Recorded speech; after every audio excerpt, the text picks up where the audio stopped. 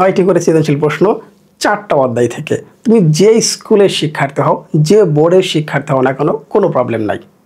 Just এই 4টা অধ্যায় থেকে 9টি করে সৃজনশীল প্রশ্ন একবারে বুঝে বুঝে পড়ে যাও।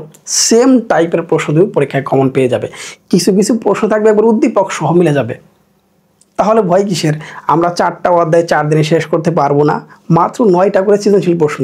শুধু কি সৃজনশীল প্রশ্ন না, তার সাথে ওই প্রশ্নগুলো মূল বইয়ের কোন টপিক থেকে নিয়েছি সেটাও পাশে আমি হাইলাইট করে দিয়েছি। তাহলে তো কোনো টেনশন নাই।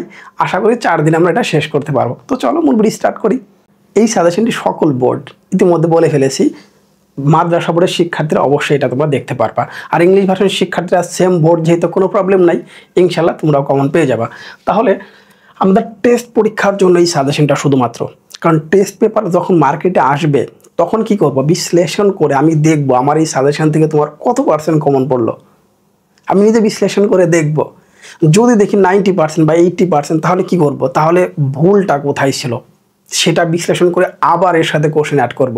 আর যদি দেখি 100%, আলহামদুলিল্লাহ, সেটাই তো টার্গেট। তো টেস্ট পরীক্ষার জন্য মূলত এটা আমরা শর্ট সিলেবাসে দেখতে পাচ্ছি। অধ্যায় হচ্ছে প্রথম অধ্যায়ে পরিণতি এবং নাগরিকতা, অধ্যায় 3, 4, 6, 7 এবং হচ্ছে 8।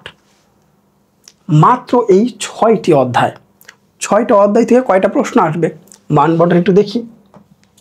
দেখতে পাচ্ছ 15টি সংক্ষিপ্ত প্রশ্ন, 10টি উত্তর করতে হবে। 10 দুগুণ হচ্ছে 20 নম্বর। আগের মতোই আছে, কোনো প্রবলেম নাই। গ্রুপ সাবজেক্ট 8টি সৃজনশীল প্রশ্ন, 6টি অধ্যায়, 8টা সৃজনশীল প্রশ্ন। তার মানে হচ্ছে কোনো একটা অধ্যায় বা 2টি অধ্যায় থেকে ডাবল প্রশ্ন হবে।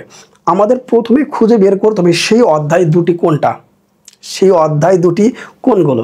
তাহলে সেটা যদি আমি বের করতে পারি তাহলে আমার জন্য আর ইজি হবে। ওকে, বহু নির্বাচন আগের মধ্যে আছে 30 আউট অফ 30, দ্যাটস ইট। ওকে, আমাদের প্রথম যেটা আছে আমি অধ্যায় 7 রেখেছি। এই অধ্যায় থেকে 2টি প্রশ্ন আসার সম্ভাবনা সবচেয়ে বেশি। 24 সালে কিন্তু সম্পূর্ণ বই ছিল আমাদের সিলেবাসে। 24 সালে সম্পূর্ণ বই থাকা সত্ত্বেও এই অধ্যায় থেকে ডাবল প্রশ্ন হয়েছিল একটা বোর্ডে। এখন কি বুঝতে পারছো কেন দিয়েছি অধ্যায়টা শুরুতে? তার মানে এই অধ্যায় থেকে ডাবল প্রশ্ন হওয়ার সম্ভাবনা সবচেয়ে বেশি ধরলাম। সেটা হচ্ছে কত, 99%।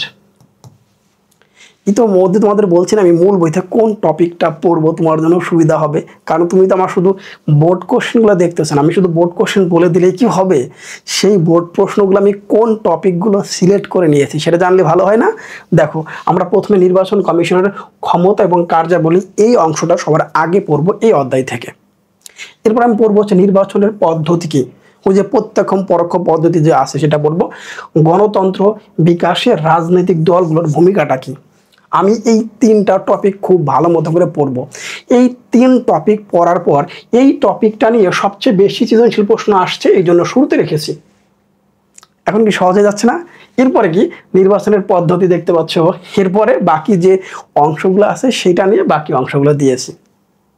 তাহলে মাত্র 9টি সৃজনশীল প্রশ্ন, সব পদ্ধতির কোশ্চেনগুলো শেষ এই অধ্যায় থেকে। এইটা পড়ো, 7টি সৃজনশীল প্রশ্নগুলো প্র্যাকটিস করে দেখো। সেম টাইপের ইভেন টেস্ট পরীক্ষায় উদ্দীপক সহ কিছু প্রশ্ন কমন পেতে পারো। টেস্ট পেপারটা মার্কেটে আসুক তখন দেখাবো। ওকে, পরের অধ্যায়টা দেখি। পরের যে অধ্যায়টা প্রথম অধ্যায়, প্রথম অধ্যায়টা রাখলাম শুরুতে। তাহলে 2 নম্বর টপিক হচ্ছে প্রথম অধ্যায়। এখানে আমি 9টি সৃজনশীল প্রশ্ন আগের মধ্যে রেখেছি। এই অধ্যায় থেকে আমি পড়বো কি, পরিণতি এবং নাগরিকতার পরিসরটা, ব্যাপ্তিটা।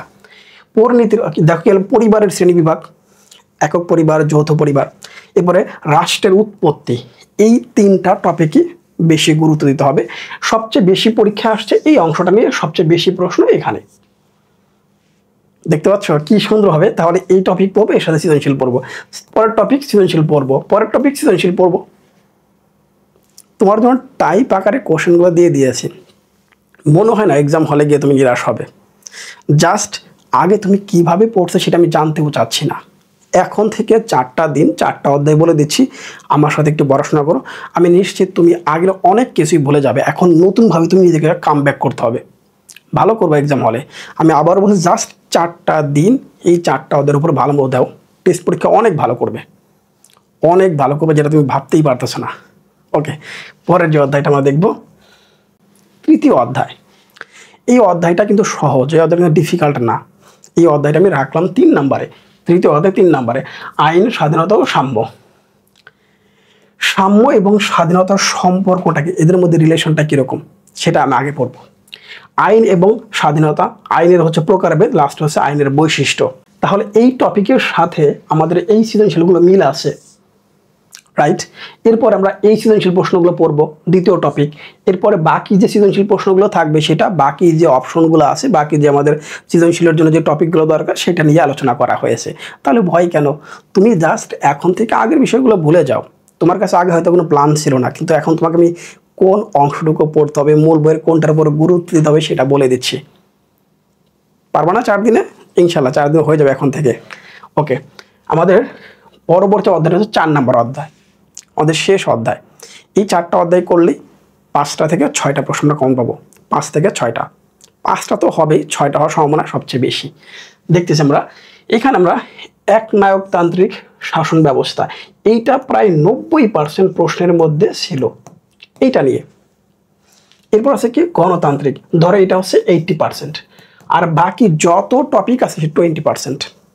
তার মানে আমি এই 3টা টপিকের উপরে গুরুত্বটা বেশি দিব। আমি মূল বই 1, 2, 3 করে লিখে রাখবো, এতে করে আমার জন্য সুবিধা হবে, বলে হ্যাঁ আমি এখন পারবো, সাহস হবে তোমার মনের মধ্যে, আমি এখন পারবো ইনশাল্লাহ।